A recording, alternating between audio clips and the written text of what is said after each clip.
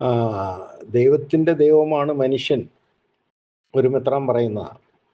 മനുഷ്യൻ്റെ മുഖത്താണ് ദൈവം, മനുഷ്യനാണ് ദൈവം. ഒരു മുന്തിയ അച്ഛൻ പറയുന്നതാണ്.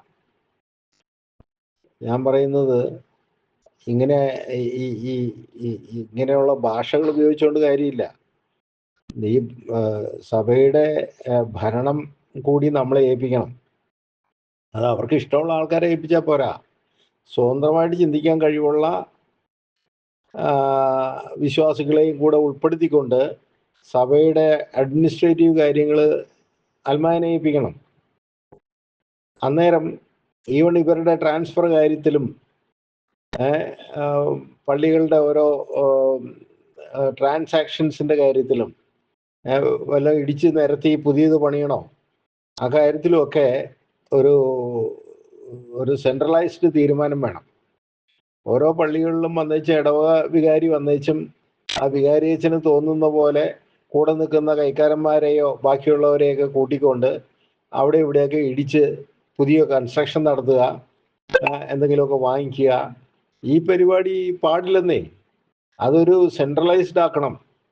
സെൻട്രലൈസ്ഡ് ആയിട്ടുള്ള ഒരു ഈ പണം മുഴുവൻ എൻ്റെ അഭിപ്രായത്തിൽ ഇടവക കൈകാര്യം ചെയ്യരുത്. ഇങ്ങനെ ഒരു സെൻട്രലൈസ്ഡ് ആയിട്ട് ആ പൈസ മുഴുവൻ എൻ്റെ അഭിപ്രായത്തിൽ 40% അല്ലെങ്കിൽ 10% അതിരൂപതാമെത്രാന് കൊടുത്താൽ പോരാ. മുഴുവനും ഒരു സെൻട്രലൈസ്ഡ് ആയിട്ടുള്ള ആ അതിരൂപതയുടെ ഒരു സെൻട്രലൈസ്ഡ് ആയിട്ടുള്ള അൽമായർ ഉൾപ്പെടുന്ന ശക്തമായ ഒരു കമ്മിറ്റിക്ക് കീഴിൽ വരണം. അവർ വേണം ഓരോന്നും അപ്രൂവ് ചെയ്യാൻ.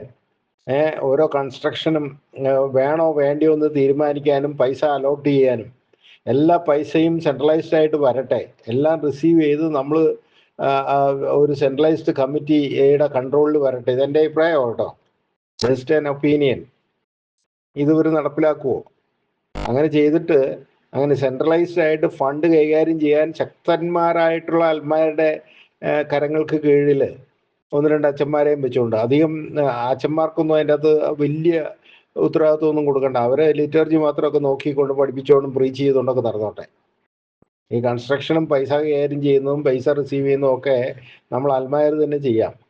അൽമായർ കള്ളത്തരം കാണിക്കാതിരിക്കാനായിട്ട് ശ്രദ്ധിക്കണം. അത് ശരിയാണ്, അതിനുള്ള പ്രൊവിഷൻസ് വെച്ചാൽ പോരെ. പക്ഷെ ഇവരെ ഏൽപ്പിക്കരുതെന്ന് ഞാൻ പറയുന്നത്. ഇവർക്ക് സ്കൂട്ടർ വാങ്ങിക്കണമെങ്കിലും ബൈക്ക് വാങ്ങിക്കണമെങ്കിലും കാർ വാങ്ങിക്കണമെങ്കിലും നമ്മൾ തീരുമാനിക്കണം.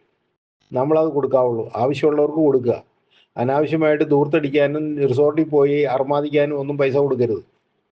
അപ്പം അങ്ങനെ ഒരു രീതിയിലേക്ക് നമ്മുടെ ചർച്ച മാറട്ടെ എന്നാണ് എൻ്റെ ഒരു ആഗ്രഹം.